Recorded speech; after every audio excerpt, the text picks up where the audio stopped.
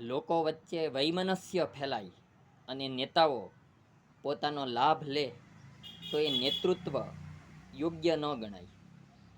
જ્યારે લોકો એક થઈને રહે, ભાઈચારો બધા વચ્ચે રહે અને એવું નેતૃત્વ એ સમાજ માટે હિતકારી છે.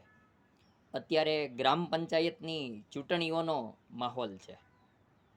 તળાજાની જે ગ્રામ પંચાયતોની ચૂંટણી છે તેમાં તળાજાના ધારાસભ્ય દ્વારા આવકારદાયક પગલું ભરવામાં આવ્યું છે. જો ગામમાં ચૂંટણી ન થાય અને સૌ એક થઈને સમરસ બનાવે તો એ ગ્રામ પંચાયતને સરકાર દ્વારા 5 લાખ રૂપિયાની સહાય મળતી હોય છે.